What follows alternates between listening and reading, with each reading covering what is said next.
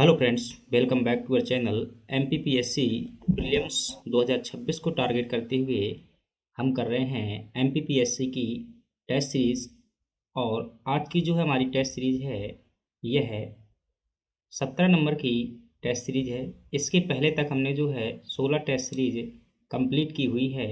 आज जो है हमारी 17 नंबर की टेस्ट सीरीज़ है। तो चलिए अपनी क्लास की शुरुआत करते हैं। समय को जो है महत्वपूर्ण मानते हुए जल्दी से जो है क्लास को करते हैं। और यह जो है 2026 को टारगेट करके जो है क्लास चल रही है। अभी तक अब जो है हम 16 टेस्ट सीरीज कर चुके हैं और यह हमारी 17 नंबर की टेस्ट सीरीज है। अगर आप इसे डेली टेस्ट का जो यहाँ पर हम क्विज सॉल्व करते हैं, क्वेश्चन सॉल्व करते हैं, उनका अगर टेस्ट देना चाहते हैं, जिस प्रकार से यहाँ पर हम क्या करेंगे, 25 प्रश्न सॉल्व करेंगे। इन 25 प्रश्नों से क्या होगा कि जो डिटेल में व्याख्या बताई जाती है, 25 प्रश्न यह है प्लस 25 प्रश्न व्याख्या वाले, इनको कुल मिलाकर के जो है हम क्या करते हैं, 50 क्वेश्चन का टेलीग्राम पर जो है डेली टेस्ट करते हैं। उसको आप ज्वाइन करने के लिए डिस्क्रिप्शन में दिए गए लिंक का प्रयोग करके टेलीग्राम के टेस्ट को ज्वाइन कीजिएगा और जो है अपनी तैयारी को गति प्रदान कीजिएगा। चलिए हम बात करते हैं। यदि आपको क्लास में वैल्यू नज़र आए, वैल्यूबल लगे, कंटेंट अच्छा लगे तो लाइक करिएगा, सब्सक्राइब करिएगा, हमारे साथ में जुड़िएगा। चलिए बात करते हैं अपने प्रश्नों की। पहला प्रश्न है हमारे पास में, जिसमें पूछा जा रहा है कि मध्य प्रदेश राज्य निर्वाचन आयोग कब अस्तित्व में आया था। ध्यान रखिएगा, इसे जो है हम थोड़ा सा ध्यानपूर्वक समझेंगे, डिटेल से समझेंगे, ताकि जो इस प्रश्न की वास्तविकता हमें समझ में आ जाए। क्योंकि एमपीपीएससी ने इस प्रश्न को क्या कर दिया था, डिलीट कर दिया था। तो ध्यान रखिएगा, मध्य प्रदेश राज्य निर्वाचन आयोग कब अस्तित्व में आया था। तो राज्य निर्वाचन आयोग की स्थापना जो है पंचायती राज के चुनाव करवाने के लिए की गई थी। तो इसकी स्थापना जो है, जब बात की जाए किसके तहत की गई थी, तो इसको जो है दो कार्य पूरे करने थे। उन दो कार्यों को पूरा करने के लिए क्या की गई थी, पंचायती राज की स्थापना की गई थी। और वो दो कार्य कौन से हैं, वह दो कार्य कौन से हैं, तो आप बताएंगे कि यह पहला कार्य था इसका अनुच्छेद 243 के तहत जो है क्या करना, पंचायतों के चुनाव करवाना। अनुच्छेद 243 के तहत पंचायतों के चुनाव करवाना। और अनुच्छेद 243 जेड ए के तहत जो है नगर निकायों के, यानी कि नगर पालिकाओं के, नगर पालिका के क्या करवाना, चुनाव करवाना। इन दो कार्यों की पूर्ति करने के लिए मध्य प्रदेश में राज्य निर्वाचन आयोग की क्या की गई थी, स्थापना की गई थी। और इसकी स्थापना के लिए जो है ऑफिशियल नोटिफिकेशन 1 फरवरी, ध्यान रखिएगा कब, 1 फरवरी 1994 को जो है ऑफिशियल इसके लिए क्या आती है, सूचना आती है, 1 फरवरी 1994 को। लेकिन अगर बात की जाए यह अस्तित्व में कब आया हुआ था, तो ध्यान रखेंगी कि जब यह इसकी सूचना तो जो है 1 फरवरी 1994 को जारी की जाती है, लेकिन यह अस्तित्व में कब आया हुआ था, तो यह जो है आपका 15 तारीख को, 15 फरवरी को जो है क्या है, अस्तित्व में आता है। याद रखेंगे 15 फरवरी को क्या आया हुआ था, अस्तित्व में आया हुआ था। यानी कि 15 फरवरी 1994 को जो है ये क्या हुआ था, अस्तित्व में आया था। तो प्रश्न क्या पूछा गया है आपसे कि अस्तित्व में कब आया हुआ था, तो आपका सही जवाब क्या हो जाएगा, इस प्रश्न का जो है आपका सही जवाब होगा वो हो जाएगा 15 फरवरी। ऑप्शन में यदि यहाँ पर थोड़ा सुधार करेंगे, 15 जो है फरवरी कर लेंगे, क्या कर लेंगे, 15 फरवरी। और आपका जो सही जवाब हो जाएगा वो होगा क्या, ऑप्शन ए जो है आपका क्या हो जाएगा, सही जवाब हो जाएगा। चलिए अब अगले प्रश्न की बात करते हैं। और अगला प्रश्न है, इसके अलावा अन्य जानकारी यदि आपसे पूछी जाए कि मध्य प्रदेश निर्वाचन आयोग के जो है प्रथम अध्यक्ष कौन थे, आपसे ये पूछा जाए कि प्रथम अध्यक्ष कौन थे, तो आप क्या बताएंगे कि एन बी लोहानी जो है मध्य प्रदेश निर्वाचन आयोग के प्रथम अध्यक्ष थे। कौन, एन बी लोहानी। और आपसे पूछे कि वर्तमान में मध्य प्रदेश निर्वाचन आयोग के अध्यक्ष कौन हैं, तब आप क्या बताएंगे कि वसंत प्रताप सिंह जो है वर्तमान में निर्वाचन आयोग के क्या हैं, अध्यक्ष हैं। याद रखिएगा। अगले प्रश्न की बात करते हैं और अगला प्रश्न है नीति आयोग के उपाध्यक्ष की नियुक्ति कौन करता है? तो ध्यान रखिएगा, प्रश्न किससे पूछा जा रहा है? आपका प्रश्न जो है नीति आयोग को लेकर के प्रश्न पूछा जा रहा है। नीति आयोग की जब हम बात करते हैं तो नीति आयोग की स्थापना जो है कब की गई थी? तो आप क्या बताएंगे कि नीति आयोग की स्थापना जो है 1 जनवरी 2015 को क्या की गई थी? नीति आयोग की स्थापना की गई थी। किस उद्देश्य के लिए की गई थी? तो ध्यान रखिएगा, नीति आयोग जो है ना तो ये संवैधानिक निकाय है ना ही संवैधानिक निकाय है। यह काम क्या करता है? यह काम करता है सरकार को सलाह देने का काम करता है। किसको सलाह देने को? सरकार को सलाह देने का कार्य करता है। इसलिए इसे जो है भारत का थिंक टैंक भी कहा जाता है। क्या कहा जाता है? इसे जो है भारत का थिंक टैंक भी जो है कहा जाता है, याद रखिएगा। और अगर बात करें इसमें देखें तो इसमें क्या होता है, इस नीति आयोग में जो है एक क्या होता है, नीति आयोग में एक जो है अध्यक्ष होता है। क्या होता है? नीति आयोग में एक अध्यक्ष होता है। एक इसमें क्या होता है, इस नीति आयोग में जो है उपाध्यक्ष होता है। इसमें जो है कुछ जो है पूर्णकालीन सदस्य होते हैं। क्या होते हैं? पूर्ण कालीन जो है सदस्य होते हैं। एक बात और, आपको ये पीडीएफ जो है टेलीग्राम में मिल जाएगा, ध्यान रखिएगा। पूर्णकालीन जो है कुछ इसमें क्या होते हैं, सदस्य होते हैं। और कुछ सदस्य जो होते हैं इसमें क्या होते हैं, पदेन सदस्य होते हैं। पदेन सदस्य होते हैं। और हमारा प्रश्न किससे पूछा गया है? हमारा प्रश्न जो है, हमारा प्रश्न उपाध्यक्ष को लेकर के पूछा गया। तो उपाध्यक्ष के बारे में जो है इन बातों को आपको जो है ध्यानपूर्वक देखना है और इन्हें क्या करना है, नोट करना है। और मैं तो कहूँगा कि अक्सर जो है आप कॉपी पेन लेकर के ही जो है क्लास देखा करिए, क्योंकि बहुत सारी बातें जो है डिटेल में बताई जाती हैं। उपाध्यक्ष की जब बात करते हैं तो उपाध्यक्ष की नियुक्ति कौन करता है? ध्यान रखिएगा, उपाध्यक्ष की नियुक्ति प्रधानमंत्री द्वारा की जाती है। किसके द्वारा की जाती है? भारत के प्रधानमंत्री द्वारा की जाती है। कई बार प्रश्न पूछता है कि इसका दर्जा किसके बराबर होता है? जो उपाध्यक्ष होता है इसका दर्जा जो है भारत के कैबिनेट मंत्री के बराबर जो है इसका क्या होता है, दर्जा होता है। किसके बराबर? कैबिनेट मंत्री के बराबर जो है इसका क्या होता है, दर्जा होता है।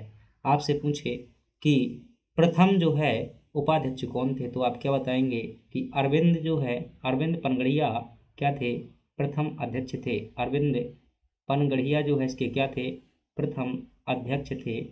आपसे प्रश्न पूछे कि वर्तमान में जो है इसके उपाध्यक्ष कौन है, तो वर्तमान में जो है सुमन बेरी जो है वर्तमान में क्या है, नीति आयोग के उपाध्यक्ष हैं। तो नीति आयोग की इतनी बातें ध्यान रखना है। इसका सही जवाब क्या हो जाएगा? नियुक्ति कौन करता है पूछा है, तो आप क्या बताएंगे? भारत के प्रधानमंत्री क्या करते हैं, इसकी नियुक्ति करते हैं। तो ऑप्शन बी जो है आपका सही जवाब हो जाएगा।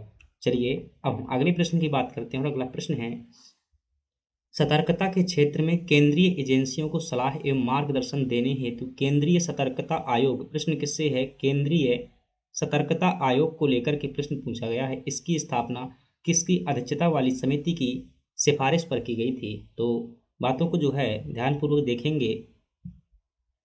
आपसे प्रश्न पूछा जा रहा है केंद्रीय सतर्कता आयोग को लेकर के, ध्यान रखिएगा।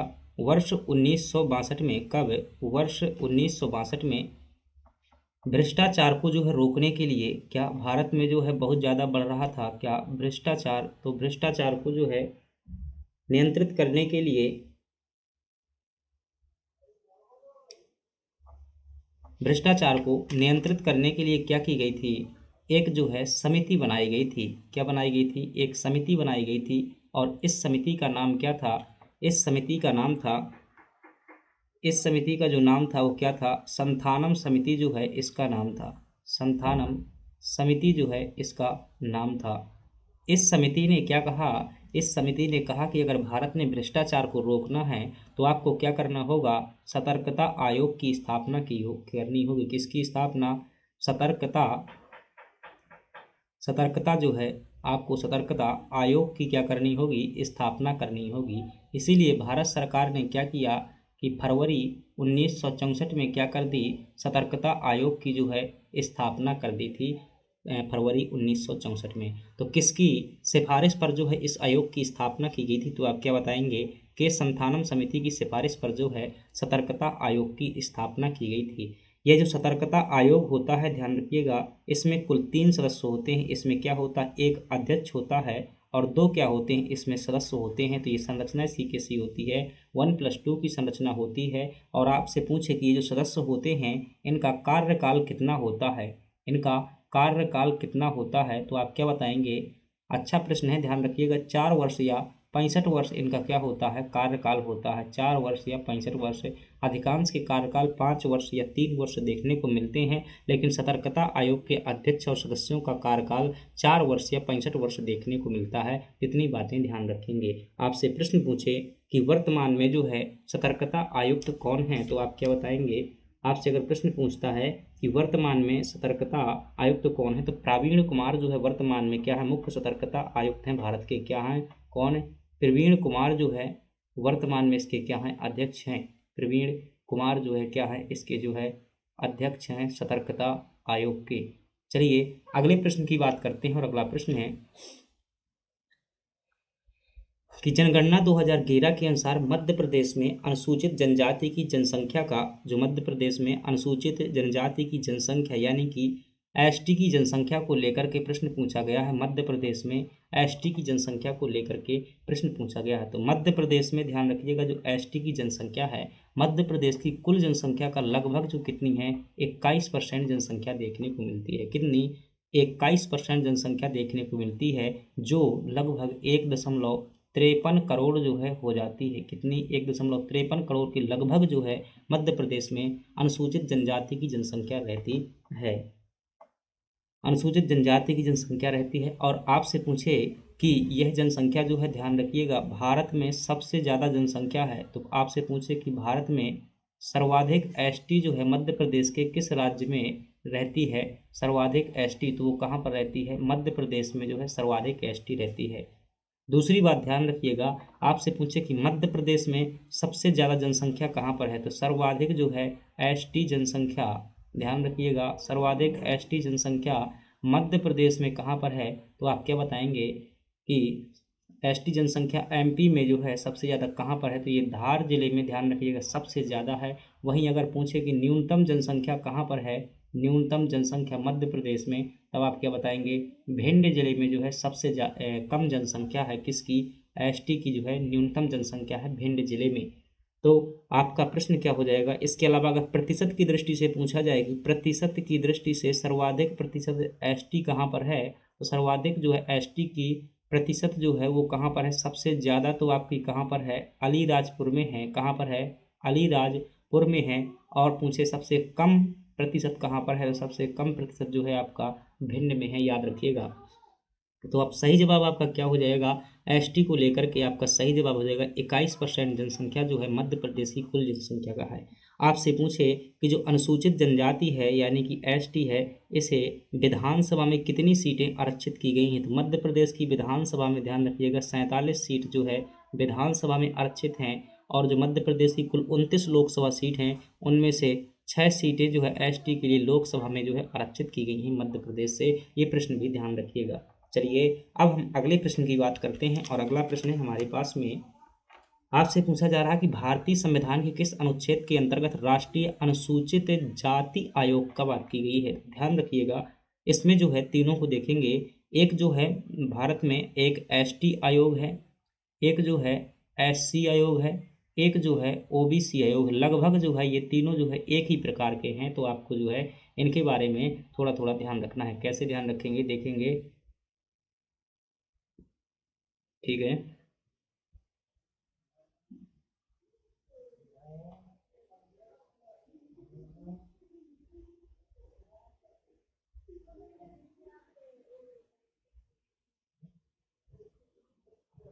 थोड़ी सी लाइनें जो है क्या हो गई, टेढ़ी हो गई।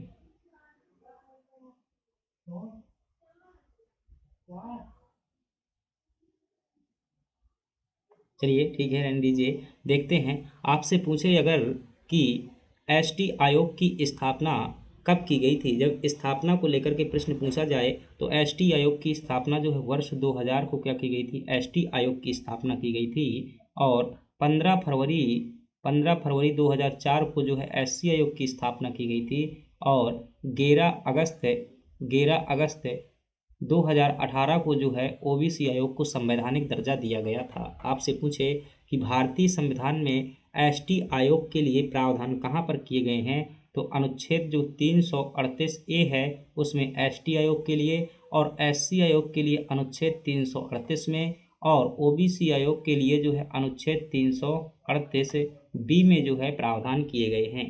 आपसे पूछे कि एसटी आयोग के वर्तमान में अध्यक्ष कौन हैं, तो क्या बताएंगे कि अंतर सिंह आर्य जो है वर्तमान में एसटी आयोग के अध्यक्ष हैं। कौन है? अंतर सिंह आर्य जो है वर्तमान में क्या है, इसके अध्यक्ष हैं। ओबीसी एससी आयोग के पूछे तो एससी आयोग के वर्तमान में जो अध्यक्ष है कौन है, किशोर मकवाना जो है एससी आयोग के वर्तमान में अध्यक्ष हैं, किशोर मकवाना। ओबीसी आयोग के पूछे तो हंसराम अहीर क्या है, ओबीसी के जो है अध्यक्ष हैं ओबीसी आयोग की। इतनी बातें आपको ध्यान रखना है। आपसे प्रश्न क्या पूछा गया है कि अनुसूचित जाति आयोग का गठन कब गठन किया गया है, किस अनुच्छेद के अंतर्गत किया गया है, अनुसूचित जनजाति आयोग 338 है। तो आपका सही जवाब क्या हो जाएगा, ऑप्शन बी हो जाएगा। चलिए अगले प्रश्न की बात करते हैं कि कश्मीर घाटी निम्नलिखित में से अवस्थित है। तो आप ध्यानपूर्वक जो है चीज़ों को देखेंगे। मान लीजिएगा कि ये जो है क्या है आपका महान हिमालय है, ये भारत में क्या है आपका महान हिमालय है जो कि सबसे ऊपर स्थित है। महान हिमालय के बाद जो इस प्रकार से टुकड़ों में बटा हुआ है इसे क्या कहा गया है, लघु हिमालय कहा गया है। और लघु हिमालय के बाद जो सबसे नीचे है इसे बाह्य हिमालय या शिवालिक हिमालय कहते हैं। तो ये क्या हो जाएगा, ऊपर वाला महान हिमालय, ये लघु हिमालय, इसे मध्य हिमालय भी कह देते हैं, और ये हो जाएगा बाह्य हिमालय या शिवालिक हिमालय हो जाएगा। तो कहता है कश्मीर घाटी कहाँ पर स्थित है, तो जो है कश्मीर घाटी लघु हिमालय के अंतर्गत आती है। आप लोग जो है क्या है थोड़ा सा ध्यान दीजिएगा, चीज़ें जो है हम क्या कर रहे हैं, तो इस प्रकार से जो देखेंगे, मान लीजिएगा मैंने लघु हिमालय का चित्र बना रहा हूँ यहाँ पर, ये लघु हिमालय हो जाएगा।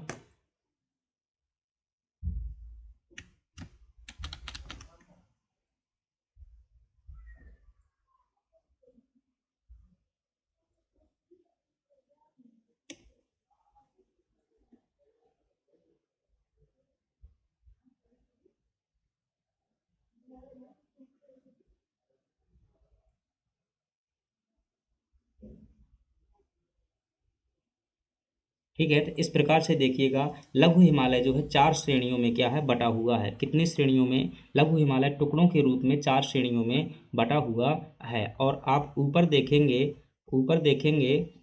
तो ऊपर जो है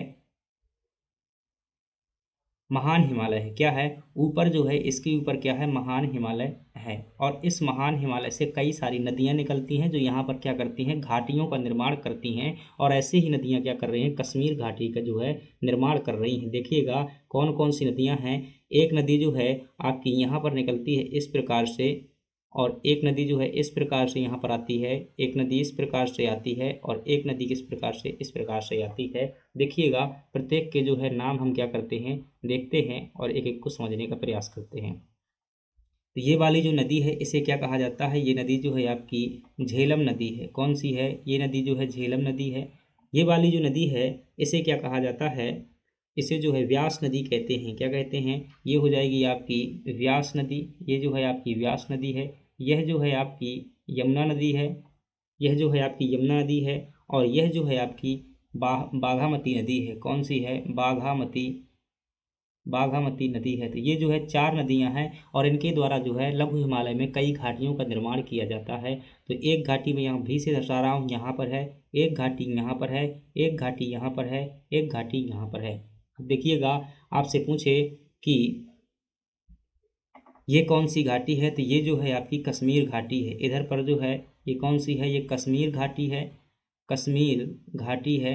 और यहाँ पर जो घाटी बन रही है उसको क्या कहते हैं, मसूरी घाटी के नाम से जाना जाता है। किस नाम से जानते हैं, सॉरी, इसे जो है कांगड़ा घाटी के नाम से जाना जाता है। किस नाम से, कांगड़ा,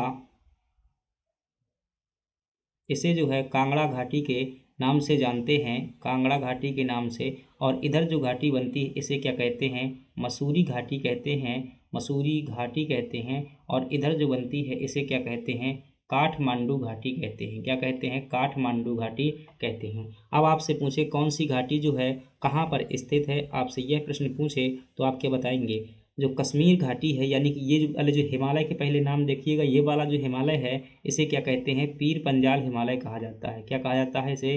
पीर पंजाल हिमालय कहा जाता है। और इसे जो है धौलाधर श्रेणी के नाम से जानते हैं। जो दूसरे नंबर का है इसे धौलाधर श्रेणी के नाम से जानते हैं। इसे जो है नाग टिब्बा श्रेणी के नाम से जानते हैं। और इसे जो है नेपाल हिमालय के नाम से जाना जाता है। नेपाल हिमालय के नाम से जाना जाता है। आपका प्रश्न है कश्मीर घाटी कहाँ पर स्थित है, तो आपका सही जवाब भी निकल आया कि पीर पंजाल श्रेणी में जो क्या स्थित है, कश्मीर घाटी स्थित है। अब ये भी आपसे प्रश्न पूछ सकता है कि जो है कौन सी घाटी किस राज्य में पड़ती है, तो आप क्या बताएंगे? जो कश्मीर घाटी है यह आपकी जो है जम्मू एंड कश्मीर में देखने को मिल जाती है। और कांगड़ा घाटी जो है यह हिमाचल प्रदेश में देखने को मिल जाती है। मसूरी घाटी जो है आपकी उत्तराखंड में देखने को मिल जाती है। और काठमांडू घाटी जो है आपकी कहाँ, नेपाल में देखने को मिल जाती है। इस प्रकार से आपको ध्यान रखना है। कश्मीर घाटी से लेकर के एक प्रश्न और पूछा जाता है, वह प्रश्न कौन सा है? कश्मीर घाटी से लेकर एक प्रश्न ये आता है कि कश्मीर घाटी में जो है एक भू आकृति पाई जाती है। जब ये नदी यहाँ पर गिरती है तो बहुत सारा मलबा इस प्रकार से यहाँ पर निक्षेप कर देती है, जमा देती है। इस जमे हुए मैदान को क्या कहा जाता है? इस जमे हुए मैदान को जो हम कहते हैं करेवा भू आकृति कहते हैं। क्या कहते हैं? करेवा भू आकृति कहते हैं। तो यह प्रश्न भी कई बार पूछा गया है कि करेवा भूमि कहाँ पाई जाती है, तो कश्मीर घाटी में पाई जाती है। तो आई होप चीज़ें आपकी क्लियर हुई होंगी। चलिए अगले प्रश्न की बात करते हैं। 2017 से आरंभ सौभाग्य योजना निम्नलिखित में से किस मंत्रालय से संबंधित है? तो आपका प्रश्न जो है किसको लेकर के पूछा गया है? सौभाग्य योजना को लेकर के पूछा गया है। यह जो है सौभाग्य योजना है, यह है वर्ष 2017 में क्या है प्रारंभ की गई थी। और इसका जो उद्देश्य था, इसका उद्देश्य था कि जो है हर घर क्या पहुँचे, यानी कि मैं सीधे शब्दों में लिखूँ, विद्युत की सार्वभौमिकता, क्या विद्युत की सार्वभौमिक पहुँच, विद्युत की सार्वभौमिक पहुँच, यानी कि विद्युत जो है सभी जगह पहुँचे, इसका क्या था? सार्वभौमिक पहुँच जो है इसका क्या था? उद्देश्य था, हर घर बिजली पहुँचे। और जो है यह किस मंत्रालय से संबंधित होगी? तो जब विद्युत मंत्रालय है तो विद्युत से ही संबंधित होगा। विद्युत मंत्रालय से यह योजना संबंधित थी। तो सही जवाब क्या हो जाएगा इसका? सही जवाब जो है ऑप्शन बी जो है इसका क्या हो जाएगा? सही जवाब हो जाएगा। चलिए अगले प्रश्न की बात करते हैं। और अगला प्रश्न है हमारे पास में, वर्तमान में यानी कि 2025 में भारतीय थल सेना के अध्यक्ष कौन है? आपसे यह प्रश्न पूछा जा रहा है। देखिएगा, जब हम बात करते हैं सेना की बात करते हैं, भारत में किसकी बात करते हैं? सेना या सेना अध्यक्षों की बात करते हैं, तो तीन प्रकार के हमें मुख्यतः देखने को मिलते हैं। आपसे पूछे कि वायु सेना के अध्यक्ष कौन है? एक जो सेना होती है वायु सेना होती है, एक क्या होती है जल सेना होती है, जिसे थल सेना भी कहा जाता है, सॉरी नौसेना भी कहा जाता है, और एक होती है थल सेना होती है। और इन सभी के क्या हैं? अपने अपने अध्यक्ष हैं। तो इन सभी के जो है आपको क्या करना है? नाम याद रखना है कि कौन जो है किसका अध्यक्ष है। तो ध्यान रखिएगा।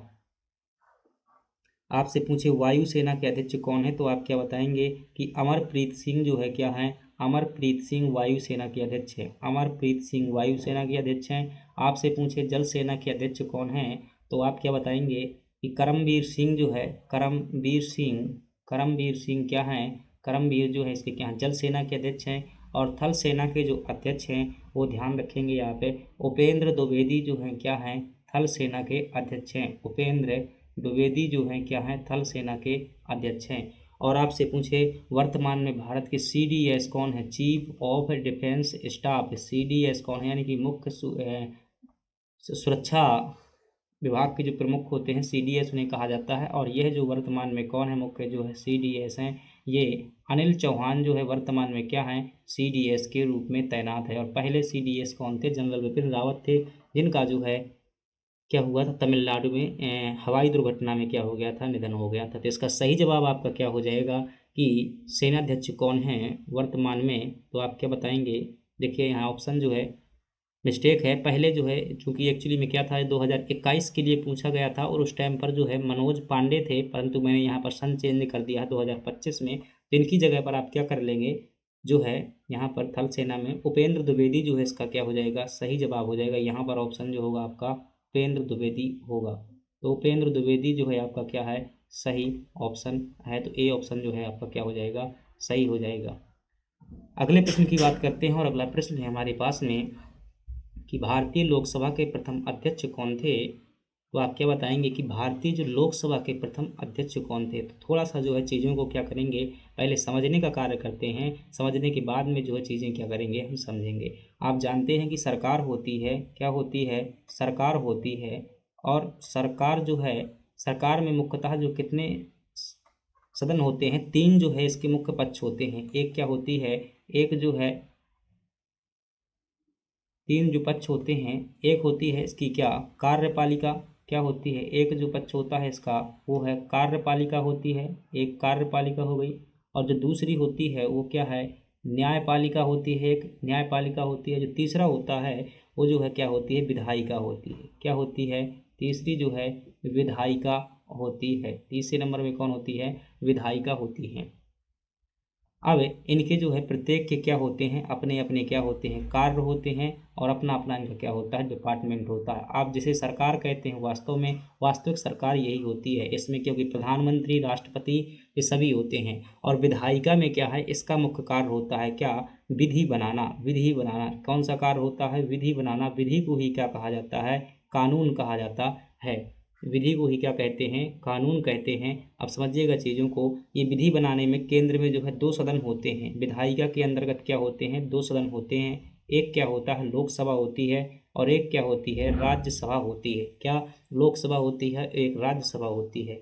और इसके जो लोकसभा होती है, इसमें क्या होते हैं, कई प्रमुख अधिकारी होते हैं। जैसे कि लोकसभा में क्या होता है, सबसे बड़ा जो नेता होता है इसका, उसे क्या कहते हैं, अध्यक्ष कहते हैं। फिर इससे छोटा जो होता है, पीठासीन अधिकारी होता है, उसे क्या कहते हैं, उपाध्यक्ष कहते हैं। इसके अलावा लोकसभा में जो क्या होता है, महासचिव भी जो है होते हैं। तो आपसे प्रश्न पूछा गया है कि लोकसभा के प्रथम अध्यक्ष कौन थे, तो ध्यान रखिएगा, आपसे प्रथम अध्यक्ष पूछा जाए तो वो कौन थे, जीवी मावलंकर साहब जो है, जीवी मावलंकर, ये संविधान सभा की भी अध्यक्षता करते थे संसद के रूप में।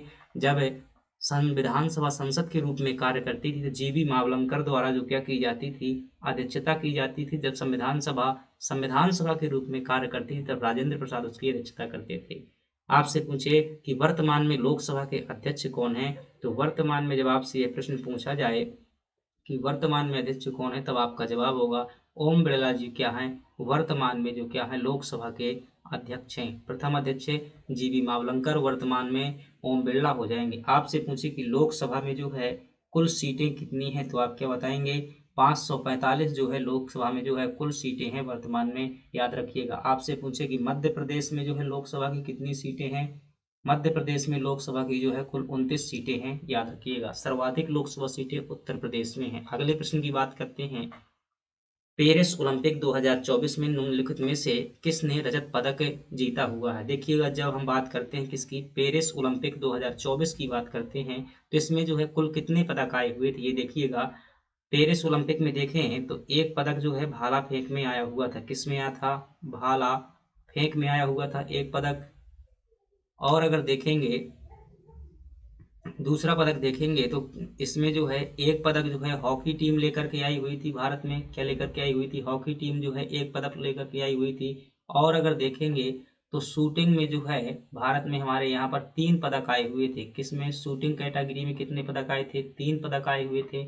और एक और था, कुश्ती के अंतर्गत भी जो है एक पदक लाया गया था। किसमें, कुश्ती में भी जो है एक पदक आया हुआ था। तो इस प्रकार से कुल जो है 6 पदक आए हुए थे।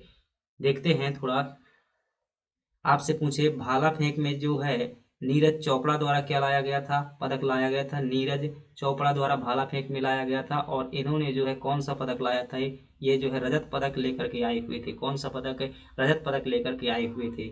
हॉकी टीम जो है ये एक टीम के रूप में थी, और ये हॉकी टीम जो है भारत के लिए क्या लेकर के आई हुई थी, कांस्य पदक लेकर के आई हुई थी। शूटिंग में जब बात करते हैं तो शूटिंग के अंतर्गत कुल 3 लोग जो है पदक लेकर के आए हुए थे। कौन कौन से, एक तो जो थी मनु भाकर जी लेकर के आई हुई थी।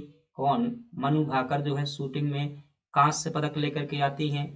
और एक जो है मनु भाकर और प्लस सरबजोत सिंह, दोनों लोग जो है संयुक्त प्रतियोगिता में जीते थे। सरबजोत सिंह, सरबजोत, ये भी जो है कांस्य पदक लेकर के आते हैं।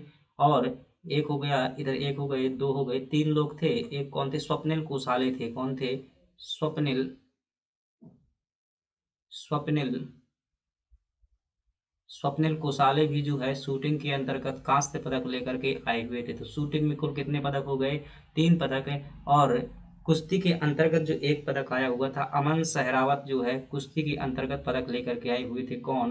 अमन सहरावत जो है, सहरावत कुश्ती के अंतर्गत जो है पदक लेकर के आए हुए थे, और यह भी कौन सा था? कांस्य पदक था। तो इस प्रकार से जो है एक जो है आपका रजत पदक और 5 जो है कांस्य पदक, कुल मिलाकर के भारत के जो है कुल 6 पदक थे। और भारत का जो है पदक तालिका में कौन सा स्थान था? 71 नंबर का जो है इस स्थान था, 71वां स्थान था भारत का पेरिस ओलंपिक में। इतनी बातें ध्यान रखनी है। आपसे प्रश्न क्या पूछा गया है कि रजत पदक जो है कौन जीता था? तो आपका सही जवाब क्या हो जाएगा? नीरज चोपड़ा, यानी कि ए ऑप्शन जो है आपका सही जवाब हो जाएगा। चलिए अगले प्रश्न की बात करते हैं, और अगला प्रश्न है, मध्य प्रदेश में आर्थिक सर्वेक्षण 2023-24 के अनुसार स्थिर भावों पर प्रति व्यक्ति आय कितनी थी? तो मध्य प्रदेश की क्या पूछ रहा है आपसे? मध्य प्रदेश के अंतर्गत एमपी में आपसे क्या पूछ रहा है? पीसीआई पूछ रहा है, यानी कि पर कैपिटा इनकम, जिसे हम क्या कह देते हैं? प्रति व्यक्ति आय कह देते हैं, पर कैपिटा इनकम। जब प्रति व्यक्ति आय की बात की जाती है तो यह जो है दो प्रकार से निकाली जाती है। प्रति व्यक्ति आय कैसे निकालते हैं? दो प्रकार से। एक निकाला जाता है स्थिर भावों के आधार पर। किसके आधार पर? स्थिर भाव पर जो है प्रति व्यक्ति आय निकाली जाती है, और स्थिर भाव पर हमेशा जो है आधार वर्ष लिया जाता है, वो 2011-12 लिया जाता है, क्योंकि आधार वर्ष अभी 2011-12 चल रहा है। तो स्थिर भाव बोले तो इसका मतलब है कि 2011-12 के रेट पर। और एक जो है प्रचलित भाव, और प्रचलित भाव जो है वर्तमान मूल्यों पर जो है ज्ञात की जाती है, प्रचलित भाव पर। तो आपसे पूछे कि मध्य प्रदेश की प्रति व्यक्ति आय स्थिर भावों पर कितनी है, तो आप क्या बताएंगे? जब स्थिर भावों पर पूछे तो याद रखिएगा 66,441 रुपया जो है क्या है? 66,441 रुपये प्रति व्यक्ति आय है मध्य प्रदेश के प्रत्येक व्यक्ति की। किस मामले में? स्थिर भावों में। जब पूछे प्रचलित भावों में कितनी है, तब आप क्या बताएंगे कि 1,42,565 रुपए जो क्या है, ये जो है प्रति व्यक्ति आय है प्रचलित भावों पर। याद रखिएगा। आपसे प्रश्न क्या पूछा गया है? स्थिर भावों पर पूछा गया है। तो सही जवाब क्या हो जाएगा? 66,441, यानी कि बी ऑप्शन जो है आपका सही हो जाएगा। चलिए अगले प्रश्न की बात करते हैं, और अगला प्रश्न है, भारतीय सेना ने मध्य प्रदेश के किस स्थान पर क्वांटम प्रयोगशाला की स्थापना की हुई है? तो जो ये बात करते हैं, क्वांटम प्रयोगशाला की स्थापना 2021 में की गई थी, और भारतीय सेना ने, ध्यान रखिएगा, महू में जो है क्वांटम प्रयोगशाला की स्थापना की थी। जब बात महू की आई है तो याद रखिएगा, महू को जो है बाबा साहब भीमराव अंबेडकर जी के नाम पर जो है इसका नाम बदल दिया गया है। तो भीमराव अंबेडकर जी जो हैं उनके नाम पर इसे जो है अंबेडकर नगर कहा जाता है, और यह नाम जो है वर्ष 2003 में बदला गया था। महू जो है इसका पूरा नाम होता है मिलिट्री हेडक्वार्टर ऑफ वार होता है। ये छावनी हुआ करती थी अंग्रेजों के ज़माने में। दूसरी बात करें तो यह जो है इंदौर शहर में स्थित है। ध्यान रखिएगा, महू में जो है डॉक्टर भीमराव अंबेडकर जी के नाम पर ही एक क्या है, सामाजिक शोध संस्थान स्थित है। क्या स्थित है? सामाजिक शोध संस्थान स्थित है। तो कई बार इसका भी प्रश्न आया हुआ है कि डॉक्टर भीमराव अंबेडकर सामाजिक शोध संस्थान कहाँ पर स्थित है? तो क्या बताएंगे? महू में ही स्थित है। महू में जो है, अब एक बात और ध्यान रखिएगा, महू में आपसे पूछे कि मध्य प्रदेश का एकमात्र छाता उद्योग कहाँ पर स्थापित किया गया है? कौन सा उद्योग? छाता उद्योग। तो आप क्या कहेंगे? यह महू में जो है स्थापित किया गया है। और बात करें महू में, इतनी बातें जो है आपको महू से ध्यान रखना है। ये इंदौर में स्थित है। यह एक क्या थी? महू छावनी थी। क्या थी? अंग्रेजों के जमानों पर महू छावनी थी। और 1857 की क्रांति का विद्रोह महू से जो है किसने किया था? साआदत खान द्वारा, जो कि मल्हार राव होलकर जी के क्या थे? सेनापति थे। साआदत खान द्वारा क्या किया गया था? 1857 की क्रांति की शुरुआत यहीं से की गई थी। 3 जुलाई को जो है इन्होंने की हुई थी इंदौर के अंतर्गत। सही जवाब क्या है आपका? महू हो जाएगा, याद रखिएगा।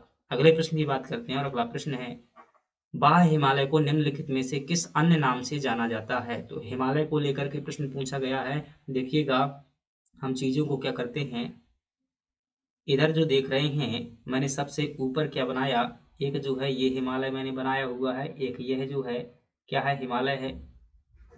ठीक है, इसके बाद देखेंगे आप,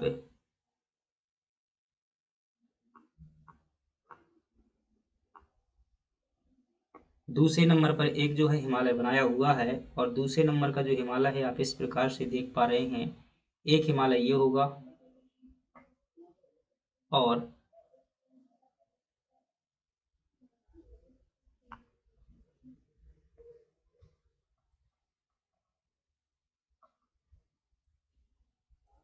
तीसरे नंबर पर एक हिमालय देख रहे हैं। तो ये तीसरे नंबर में जो टुकड़ों के रूप में बटा हुआ है यह हिमालय, इसे लघु हिमालय के नाम से जाना जाता है। और लघु हिमालय के बाद में जो है एक हिमालय आता है जिसे हम क्या कहते हैं, इस प्रकार से यह भी जो है टुकड़ों में बटा हुआ है, कई टुकड़ों में। इसे क्या कहा जाता है, बाह्य हिमालय कहा जाता है। तो ध्यान रखिएगा, ये हो जाएगा आपका बाह्य हिमालय। तो जो सबसे बाहर की ओर है इसे क्या कहेंगे, बाह्य हिमालय। जो मध्य में है इसे क्या कहेंगे, मध्य हिमालय या लघु हिमालय कहा जाता है। तो जो बीच में है उसे लघु हिमालय या मध्य हिमालय कहते हैं। ठीक है, और ये हो जाएगा आपका महान हिमालय हो जाएगा। ये महान हिमालय है जिसे हिमाद्री भी कहा जाता है। जो सबसे ऊपर है इसे क्या कहा जाता है, इसे ट्रांस हिमालय कहते हैं या इसे पार हिमालय कहा जाता है। आपका प्रश्न है कि जो बाह्य हिमालय है इसे किस नाम से जाना जाता है। तो याद रखिएगा, जब बाह्य हिमालय की बात की जाए तो ये जो बाह्य हिमालय है, तो सबसे पहली बात ध्यान रखिएगा, हिमालय की सबसे बाहर स्थित है, यानी कि भारत की तरफ स्थित है। और इसका निर्माण जो है सीनोजोइक काल में हुआ था। कब हुआ था, सीनोजोइक के काल में जो है इसका निर्माण हुआ था। इसके जब अन्य नामों की बात करते हैं तो ध्यान रखिएगा, जम्मू कश्मीर में इसे क्या कहते हैं, जम्मू पहाड़ियों के नाम से जाना जाता है। जम्मू पहाड़ियों के नाम से जानते हैं, कहाँ पर, जम्मू कश्मीर में जम्मू पहाड़ियों के नाम से। इसी बाह्य हिमालय को जो है हिमाचल प्रदेश और जैसे हिमाचल प्रदेश की बात करें, हिमाचल प्रदेश और उत्तराखंड में इसे जो है शिवालिक हिमालय के नाम से जाना जाता है। किस नाम से, शिवालिक हिमालय के नाम से जाना जाता है। और इसी बाह्य हिमालय को जो है नेपाल में किस नाम से जाना जाता है, नेपाल में जो है चुरिया मुरिया पहाड़ी के नाम से जाना जाता है। चुरिया मुरिया पहाड़ी के नाम से। एक सेकंड का समय लीजिएगा।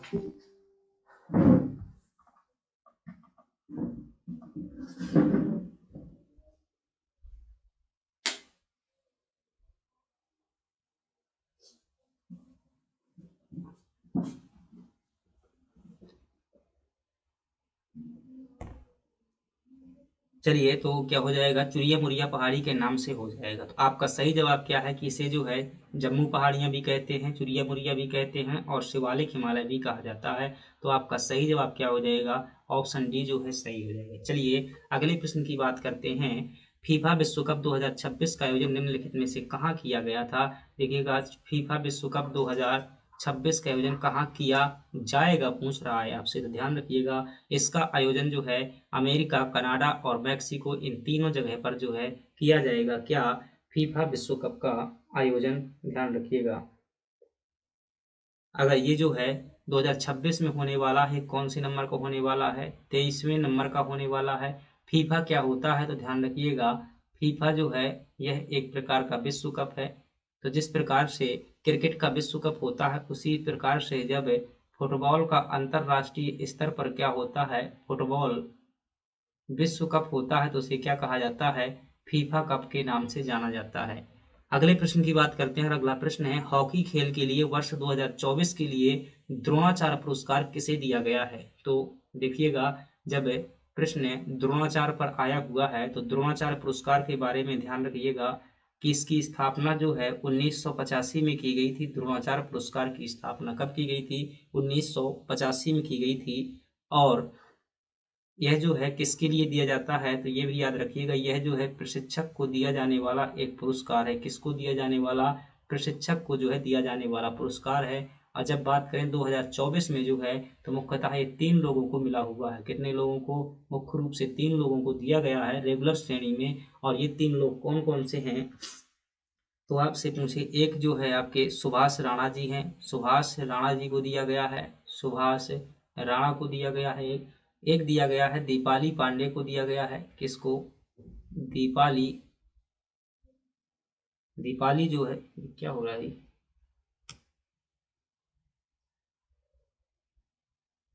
सुभाष राणा हो जाएंगे, एक जो है दीपाली पांडे जी हो जाएंगी, दीपाली पांडे को दिया गया है। और एक जो दिया गया है आपका संदीप सांगवान को दिया गया है। किसको दिया गया है, संदीप सांगवान को दिया गया है। तीन लोगों को जो है 2024 के लिए क्या है, वर्ष 2025 में दिया गया है क्या, वो द्रोणाचार्य पुरस्कार। सुभाष राणा की बात करें तो यह जो है पैरा शूटिंग से संबंधित है। किससे संबंधित है, दिव्यांग श्रेणी से जो है सिखाते हैं, तो पैरा शूटिंग से ये संबंधित है। दीपाली पांडे जो हैं यह आपकी शूटिंग कैटेगरी से आती हैं, किससे, शूटिंग से संबंधित है।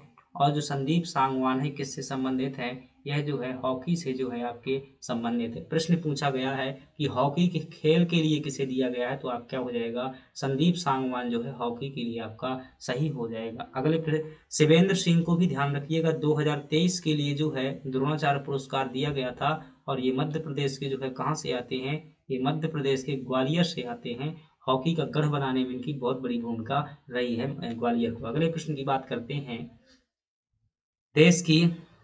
देश की सीमाओं से परे ई कॉमर्स का कौन सा आयाम व्यापार के लिए सक्षम है। देखिएगा ये कंप्यूटर वाले प्रश्न है, थोड़ा सा जो इनकी भाषा काफ़ी डिफिकल्ट है, तो आप जो है ध्यान से समझेंगे, चीज़ें जो है समझ में आ जाएंगी, और ध्यानपूर्वक जो ऐसे प्रश्नों का उत्तर भी जो है आप बहुत ध्यान से देंगे, क्योंकि ये प्रश्न जो है काफ़ी वो हैं।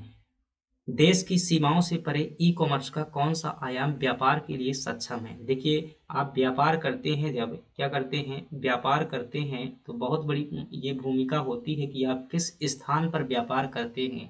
अगर आप गांव में करते हैं तो नहीं चलेगा, लेकिन प्रश्न क्या कह रहा है कि देश की सीमाओं से परे, क्या, देश की सीमाओं से परे ऐसा कौन सा व्यापार है जो देश की सीमा यानी कि पूरे विश्व स्तर पर पहुंच जाए, तो वह व्यापार जिसमें जो क्या हो, विश्वव्यापी पहुंच हो, वो क्या हो जाएगा आपका, यही जो है ई कॉमर्स होता है। ई कॉमर्स मतलब कि क्या करें, ऑनलाइन माध्यम से, किसके माध्यम से, ऑनलाइन माध्यम से, इलेक्ट्रॉनिक माध्यम से क्या करें, चीज़ों की जो है खरीद करें, आयात और निर्यात करें, इसी को क्या कहा जाता है, ई कॉमर्स कहा जाता है। कॉमर्स मतलब व्यापार, ई मतलब इलेक्ट्रॉनिक, तो इलेक्ट्रॉनिक माध्यमों से व्यापार किया जाए। तो जब इलेक्ट्रॉनिक माध्यम से व्यापार होता है तो उसकी विश्वव्यापी पहुंच हो जाती है। अब कैसे इसे मैं साबित करूं, आप अमेजोन से क्या है बहुत सारी चीज़ें मंगाते हैं, कई बार चीज़ें जो है आप अमेरिका से भी जो है ऑनलाइन चीज़ें मंगा सकते हैं, बस उसका चार्ज जो है आपको क्या देना पड़ेगा, उस हिसाब से देना पड़ेगा। तो इसकी विश्वव्यापी पहुंच हो जाती है ई कॉमर्स के माध्यम से। और इसके जो ई कॉमर्स है इसकी ये प्रमुख विशेषता है, ई कॉमर्स की ये प्रमुख विशेषता है कि सार्वभौमिक पहुंच, यानी कि सभी जगह पहुंच है। चाहे आप जंगल में मंगा लीजिए तो वहां पर भी जो है आपको इंटरनेट पर आपके पास में उपलब्ध होना चाहिए, मिल जाएगा। ठीक है। अब ई कॉमर्स की जब बात आई है तो थोड़ा सा ध्यान रखिएगा कि भारत में ई कॉमर्स के जनक किसे कहा जाता है। आपसे पूछे कि भारत में जो है, भारत में ई कॉमर्स के जनक किसे कहा जाता है, तब आपका जवाब क्या होगा, तब आपका जवाब होगा कि के वैस्तेश्वरन को जो है भारत में क्या कहते हैं, जनक कहते हैं। वैस्तेश्वरन को जो है क्या कहा जाता है, के वैस्तेश्वरन को जो है भारत में क्या कहा जाता है, इसका जनक कहा जाता है। क्यों, क्योंकि इनके द्वारा क्या की गई थी, पहली बार भारत में जो है ई कॉमर्स के लिए 1999 में फैब मार नाम की, फैब मार्ट नाम की जो है कंपनी की स्थापना की गई थी। फैब मार्ट नाम की कंपनी की स्थापना की गई थी। हालांकि बाद में भारत में ई कॉमर्स का प्रचार जो है बंसल बंधुओं द्वारा किया गया था। क्या किया गया था, बंसल बंधुओं द्वारा किया गया था। इन्होंने जो है फ्लिपकार्ट की स्थापना की हुई थी। किसकी स्थापना, फ्लिपकार्ट की स्थापना की हुई थी। वर्तमान में फ्लिपकार्ट बहुत प्रचलित है। अगले प्रश्न की बात करते हैं, निम्नलिखित में से कौन सा रोबोट का फायदा नहीं है, बताइएगा। रोबोट का फायदा नहीं है। रोबोट क्या होता है, तो रोबोट जो है ध्यान रखिएगा एक प्रकार की मशीन होती है। क्या होती है, मशीन होती है। और ये एक ऐसी मशीन है जो कि मनुष्य को क्या पहुंचाती है, भाई ये पेन कैसा है, मनुष्य को क्या पहुंचाती है, मनुष्य को जो है सहायता पहुंचाने का कार्य करती है। मनुष्य को जो है क्या करने का, सहायता पहुंचाने का कार्य करती है। अब यह सहायता जो है कई प्रकार की हो सकती है। कुछ है जो रोबोट है नर्स के रूप में कार्य कर रहे हैं, कुछ है रोबोट जो है उद्योगों में काम करते हैं, मशीनें बनाने का कार्य करते हैं। कुछ जो है आपने जेसीबी जो है आपने देखी होगी, क्या जेसीबी मशीन जो होती है वह भी एक प्रकार का रोबोट ही तो है, बस उसमें जो है पहले से इंस्ट्रक्शन नहीं डला होता, एआई युक्त रोबोट नहीं है। तो रोबोट का मतलब जो है मशीन है। ठीक है। तो मशीनों से क्या फायदा नहीं है, प्रश्न पूछ रहा है कि मशीनों से वह कौन सा कार्य है जो फायदा नहीं हो रहा है। वह असमर्थ मनुष्यों की मदद करता है, यह बात सही है, ये तो फायदा है। लेकिन क्या कह रहा है, कौन फायदा नहीं है, असमर्थ मनुष्यों की मदद करता है तो कई लोगों के लिए क्या है, चलने का सहारा बन चुके हैं आजकल रोबोट। व्हील चेयर देखिएगा, जो गाड़ी वाली व्हील चेयर आती है तो उसमें जो है दिव्यांग लोग बैठ जाते हैं और कहीं भी जा सकते हैं। पहले नहीं जा पाते थे तो रोबोट के माध्यम से चले जाते हैं।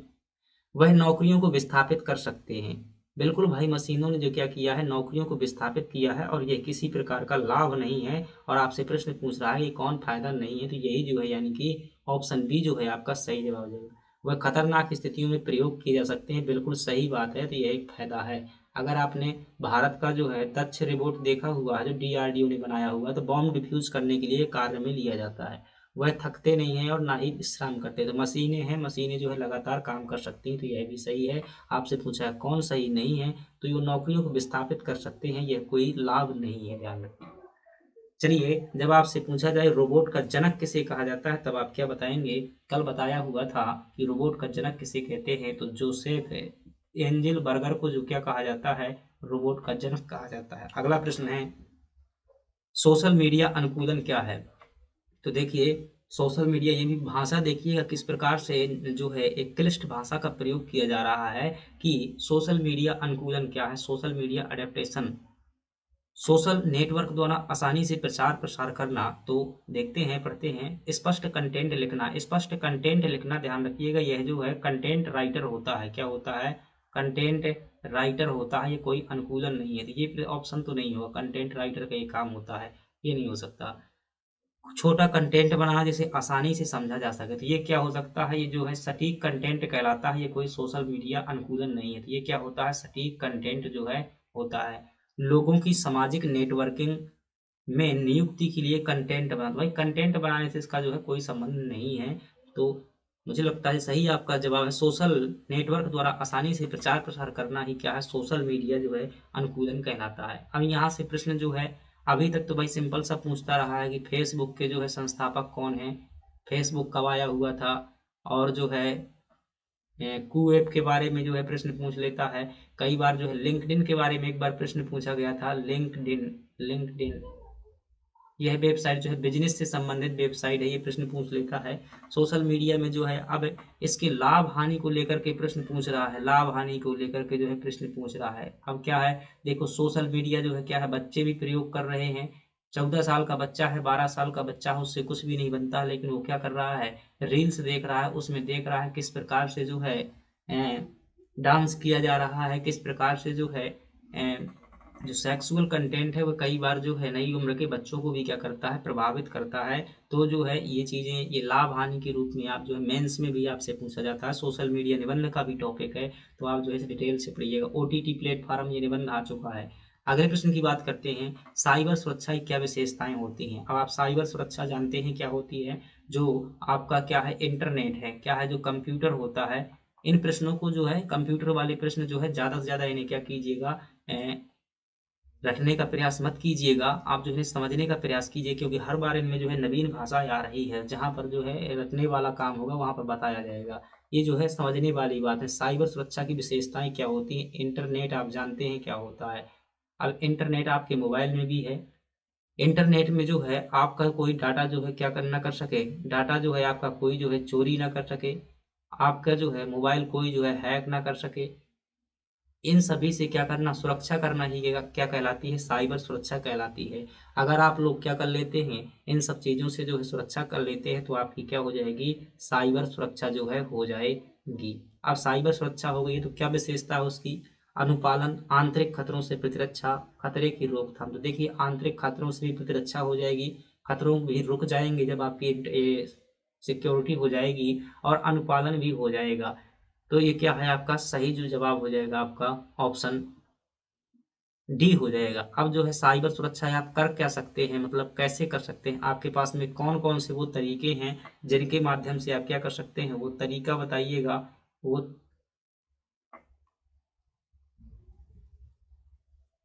वो तरीके बताइएगा जिससे क्या कर सकते हैं, आप क्या कर सकते हैं कि साइबर सुरक्षा जो है कर सकते हैं। एक तरीका है कि आप जो है एंटीवायरस का प्रयोग कीजिए, क्या किसका प्रयोग करेंगे, एंटीवायरस का जो है प्रयोग करिएगा। एक तरीका है आप जो है इसमें प्रॉक्सी सर्वर का उपयोग कर सकते हैं, प्रॉक्सी सर्वर का उपयोग कर सकते हैं। एक तरीका है कि आप जो है फायरवॉल का प्रयोग कर सकते हैं, फायर वॉल का प्रयोग कर सकते हैं।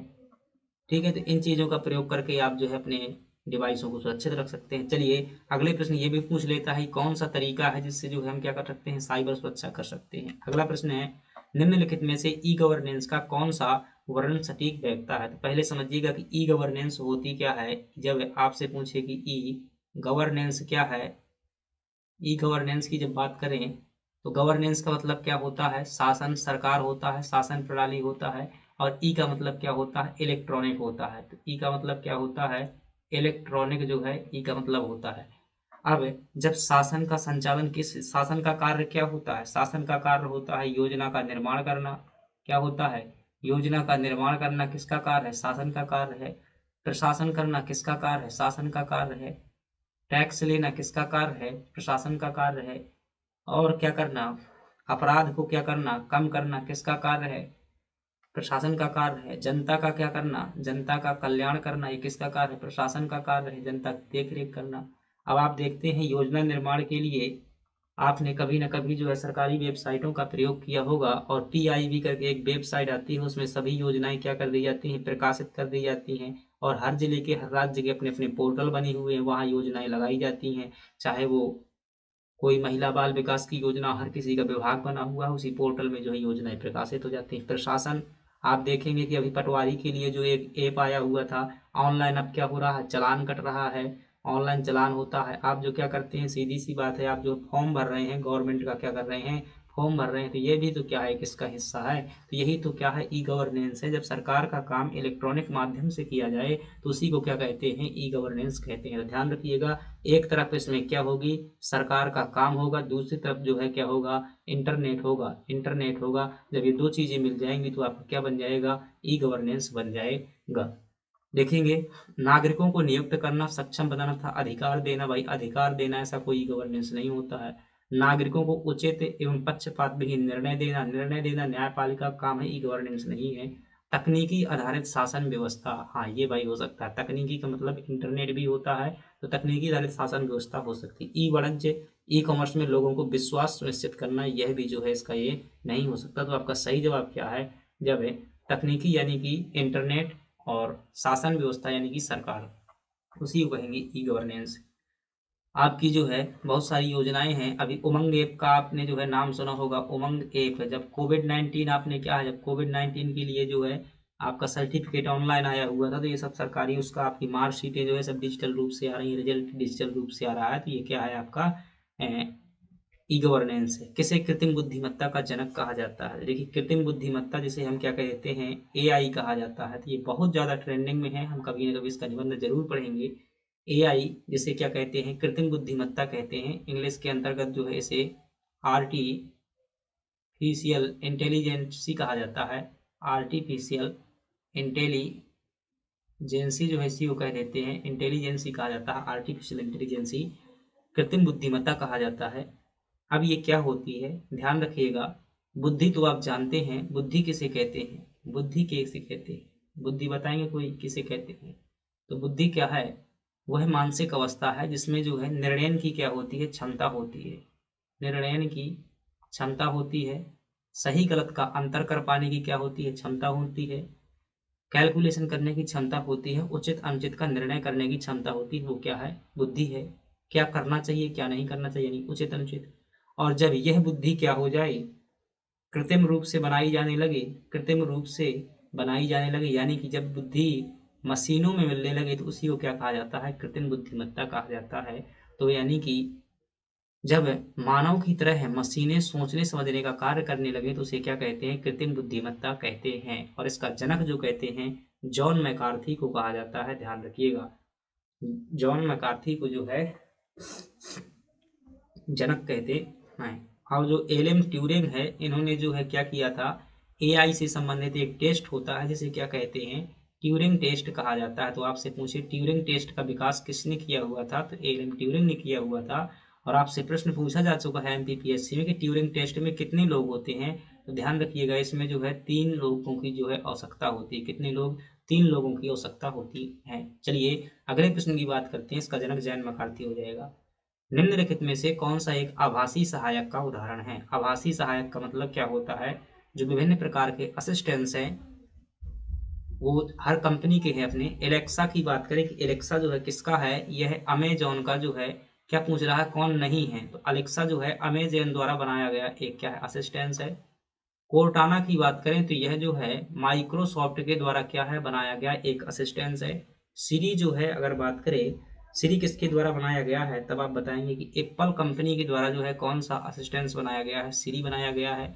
इसके अलावा ध्यान रखिएगा जो सैमसंग कंपनी है, कौन सी कंपनी, सैमसंग कंपनी है, इसके द्वारा जो है विक्स वाई करके जो है बनाया गया है, एक विक्स वाई करके जो है क्या बनाया गया है, असिस्टेंस बनाया गया है।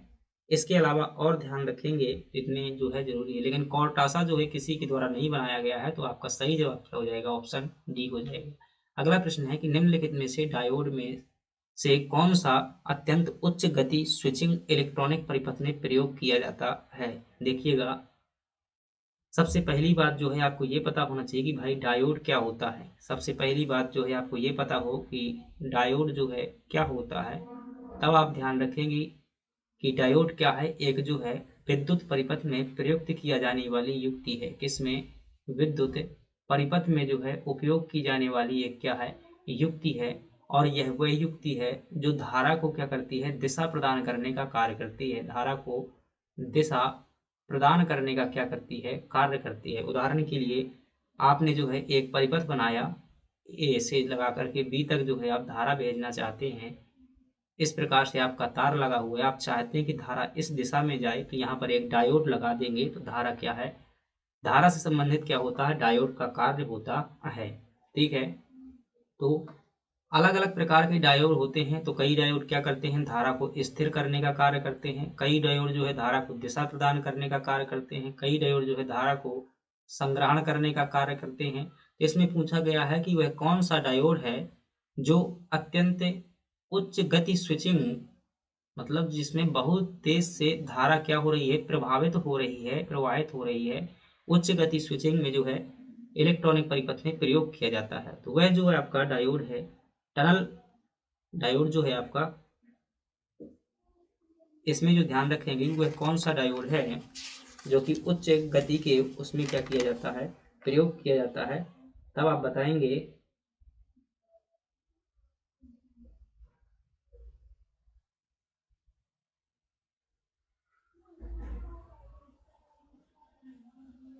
टनल डायोड जो है आपका क्या हो जाएगा, सही हो जाएगा। टनल डायोड का जो इसमें क्या किया जाता है, प्रयोग किया जाता है, ध्यान रखिएगा। जेनर डायोड का जो प्रयोग करते हैं, इसका प्रयोग जो है वोल्टता के नियंत्रण में किया जाता है। किसके, वोल्टता के जो है नियंत्रण में करते हैं, किसका प्रयोग है, जेनर डायोड का प्रयोग किया जाता है। और जो वायरेक्टर डायोड होता है, इसका भी जो है वोल्टेज नियंत्रण के रूप में ही कार्य किया जाता है। और जो शॉटकी डायोड होता है, शॉटकी डायोड का प्रयोग जो है दिष्टकारी में करते हैं। किस में करते हैं, दिष्टकारी में जो है, जिसे रेक्टिफायर भी कहा जाता है, क्या करते हैं, इसमें जो है क्या है, इसका प्रयोग किया जाता है। चलिए अगले प्रश्न की बात करते हैं। और अगला प्रश्न नहीं है क्या भाई, चलिए 49 नंबर का प्रश्न है। 49 नंबर का प्रश्न इसमें पूछा जा रहा है, ये जो एमपीपीएससी प्री में इलेक्ट्रॉनिक करके नया टॉपिक है, उससे प्रश्न है। इलेक्ट्रॉनिक उपकरणों में निम्नलिखित में से कौन सी तकनीकी इलेक्ट्रॉन हॉल युग में पैदा करने में प्रयोग नहीं की जाती है। कौन सी तकनीकी जो है प्रयोग नहीं की जाती है, तो इलेक्ट्रॉन और हॉल, जब आप क्या पढ़ेंगे, अभी थोड़ा सा इसमें डिटेल में पढ़ेंगे, शायद आपको समझ में नहीं आएंगी। ऊर्जा बैंड पढ़ेंगे, इस टॉपिक में क्या पढ़ेंगे, ऊर्जा बैंड। तो उसमें जो है 3 तकनीकी होती हैं, चालन बैंड होता है, सम्मान बैंड होता है, ऐसे बैंड होते हैं। और उन बैंडों में जो है जो खाली स्थान होता है उसे क्या कहा जाता है, हॉल कह देते हैं। और जिसमें जो है आवेश भर जाता है उसे क्या कहा जाता है, इलेक्ट्रॉन कहा जाता है। तो ये क्या हो जाता है, एक युग्म बन जाता है। तो ऐसे ही युग्म पैदा करने में कौन सी तकनीक का प्रयोग नहीं किया जाता है, तापीय सक्रियता तकनीकी, इसमें ऊष्मीय तकनीकी भी इसे कहा जाता है, इसका प्रयोग करते हैं। संघट्ट आयनीकरण, इसका भी प्रयोग करते हैं। और प्रकाशित सक्रियता भी प्रयोग करते हैं। लेकिन अशुद्धि अंतःनिक्षेप इससे कोई संबंधित नहीं है। तो आपका सही जवाब क्या हो जाएगा, ऑप्शन जो है डी सही हो जाएगा। अगले प्रश्न की बात करते हैं। और अगला प्रश्न है, निम्नलिखित में से कौन सा कृत्रिम बुद्धिमत्ता के पक्षपात का स्रोत नहीं है। अब बताइए वह कौन सा जो है जो पक्षपात का स्रोत नहीं है। अब एआई है भाई, एआई जिसे जैसा निर्देश दिया जाएगा ये वैसा ही क्या करेगी, काम करेगी। आप सॉफ्टवेयर में पहले से जो भी चीजें क्या कर देते हैं, जो भी चीज़ें इनपुट कर देते हैं वही जो है काम करने लगेगी एआई, और वैसा ही क्या करेगी, आपका काम करेगी। तो डेटा हो सकता है ना, जैसा डेटा डाल देंगे वैसा भी करेगी। अगर कह देंगे डेटा में लिख देंगे कि भाई ऐसे हम क्या कर देते हैं, पहले से कुछ चीज़ रिकॉर्ड कर देते हैं, और एक बहुत गंदी बात, बुरी बात जो है रिकॉर्डिंग गाली के रूप में रिकॉर्ड कर देते हैं।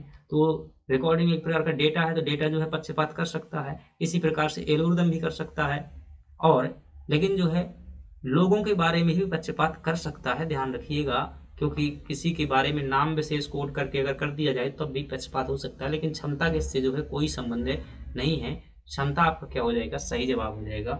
इस प्रकार से हमने जो है 50 प्रश्न देखे। अभी इनको जो है ये जो यूनिट 9 वाली है, खासतौर से इलेक्ट्रॉनिक्स, रोबोट और आर्टिफिशियल इंटेलिजेंस, ये 3 टॉपिक हम जो है अलग से जो है पढ़ेंगे, थ्योरी के रूप में एक बार देखेंगे। नहीं जो समझ में नहीं आ रही है चीज़ें समझ में आने लगेंगी। चलिए, इस प्रकार से हमने क्या किया, अपनी क्लास खत्म की। आपको अच्छी लगी हो तो लाइक सब्सक्राइब कीजिएगा। अगर टेस्ट देना चाहते हैं तो आप जो है टेस्ट में जुड़िएगा। आप जो है डेली 9-10 पर जो है टेलीग्राम पर टेस्ट देखने को मिल जाता है, और टेस्ट जो है इन्हीं क्वेश्चन का होता है, इसी डिटेल सॉल्यूशन पर भी आधारित होता है।